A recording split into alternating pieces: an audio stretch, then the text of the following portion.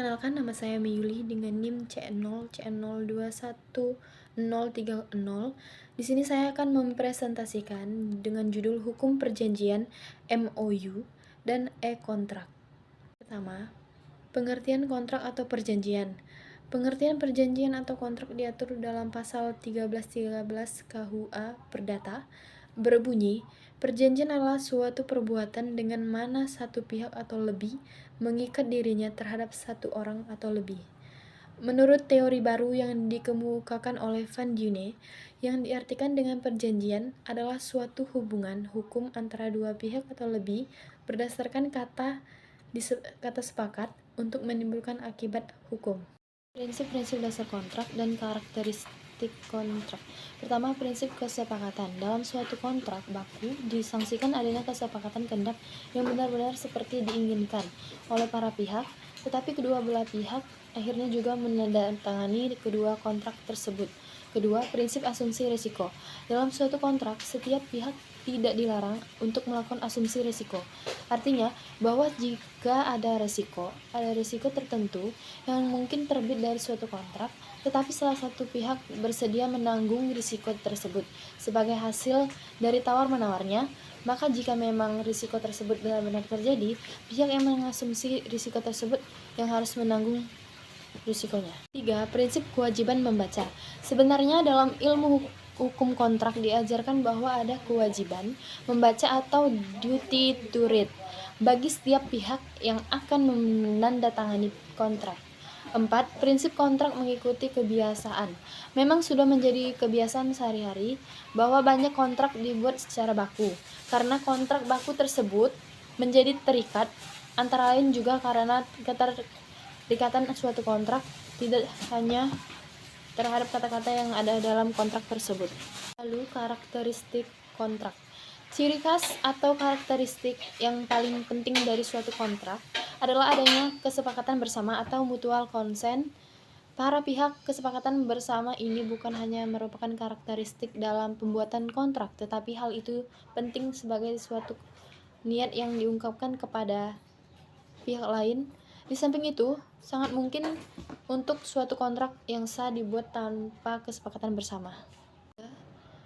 Bahasa kontrak yang dibakukan, yaitu menggunakan kata-kata yang disusun kalimat yang teratur dan rapi, huruf yang dipakai jelas, rapi, kelihatan lainnya, dan mudah dibaca dalam waktu singkat agar hal ini tidak merugikan konsumen. Contoh perjanjian baku adalah polis asuransi, kredita dengan jaminan, tiket pengangkutan, dan lainnya. Format penulisan perjanjian baku meliputi model, rumusan, dan ukuran. Format ini dibakukan, artinya sudah ditentukan modal, rumusan, dan ukurannya sehingga tidak dapat diganti, diubah, atau dibuat dengan cara lain karena sudah dicetak. Lalu model perjanjian dapat berupa belangko naskah perjanjian lengkap atau belangko formulir yang dilampiri dengan naskah syarat-syarat perjanjian. 4. Bentuk dan jenis kontrak dalam transaksi atau kegiatan bisnis. A. Hubungan bisnis antara perusahaan dengan pemasok. Perjanjian dengan para pemasok barang atau jasa bagi kepentingan produksi atau operasi bisnis sehari-hari. B. Hubungan bisnis antara perusahaan dengan distributor. Dalam hal ini, perusahaan tidak melakukan penjualan langsung melalui divisi pemasaran dan penjualannya, maka ia akan menunjukkan pihak lain, yaitu distributor. Kemudian C. Hubungan bisnis antara perusahaan dengan konsumen atau debitur. Dalam hal ini konsumen tidak mampu membayar tunai, maka perusahaan dapat melakukan pembiayaan sendiri terhadap konsumen yang bersangkutan dengan melakukan perjanjian jual beli dengan cicilan atau sewa beli. Di sini ada pengertian MOU. MOU adalah kependekan dari Memorandum of Understanding atau nota kesepahaman atau yang dikenal pula sebagai prakontrak. Pada dasarnya, nota kesepahaman atau MOU ini tidak dikenal dalam hukum konvensional di Indonesia. Namun, meski demikian, MOU adalah salah satu bentuk prakontrak yang paling sering digunakan terutama di bidang komersial. MOU ini merupakan suatu perbuatan hukum dari salah satu pihak atau subjek hukum untuk menyatakan maksudnya kepada pihak lainnya akan sesuatu yang ditawarkannya kepada atau dimilikinya. Kemudian ada ciri-ciri dari MOU. 1. Merupakan pendahuluan perikatan atau landasan kepastian. Kedua, isi materinya hanya memuat hal yang pokok. Ketiga, bersifat sementara atau memiliki tenggat waktu. Keempat, biasanya tidak dibuat secara formal, serta tidak ada kewajiban untuk dibuatnya, kontrak atau perjanjian terperinci. Dan yang kelima, dibuat untuk menghindari kesulitan dalam pembatalan karena adanya keraguan satu pihak kepada pihak lainnya. Di sini juga ada membahas klausula perubahan, penambahan, sanksi, pilihan hukum, dan force majeure. A.